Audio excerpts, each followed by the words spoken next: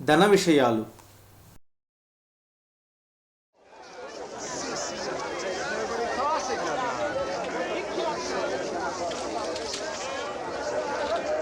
యెరూషలేములోని పవిత్ర ప్రార్థనా మందిరాన్ని ఆరాధనకు బదులుగా వ్యాపార కేంద్రంగా మార్చారు.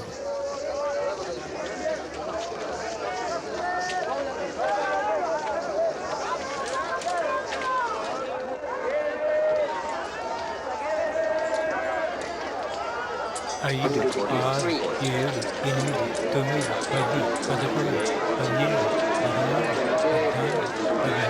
15, 16, 17, 18, 19, 20, 21, 22, 23, 24.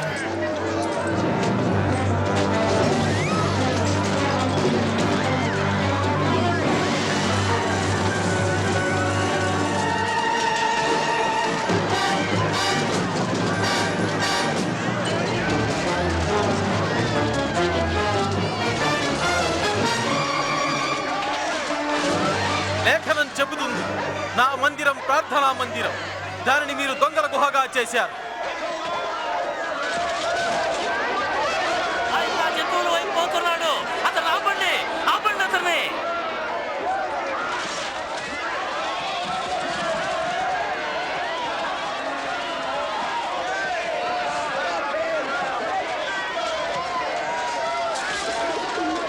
రక్షక భటులు తీసుకురండి, రక్షక భటులు తీసుకురండి.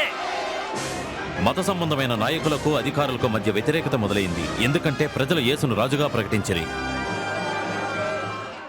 వేషధారులైన శాస్త్రులు పరిసయ్యుల నుండి ప్రతిఘటన ఎక్కువైంది. తద్వారా యూదులు ఆయన వెంబడించడం ఇంకా ఎక్కువైంది. అంతేగాక ఆయన ఖండించిన వారి ద్వారా వ్యతిరేకత పెరిగింది. యేసు దేవాలయం కానుక పెట్టెలో ఒక పేద విధవరాలు 2 రాగి నాణెములు వేయటం చూశాడు.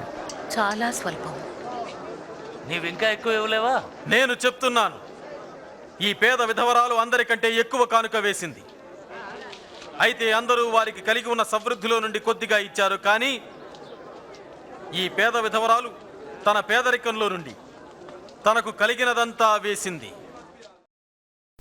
యేసుని కార్యాలు నాకు ఎట్లు సవాలుగానున్నవి.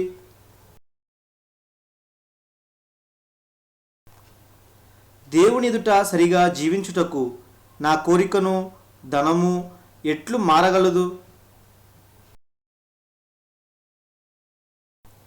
ధనమును ఇచ్చుపుచ్చుకొనుటలో నా ప్రాధాన్యత ఎలా ఉన్నది?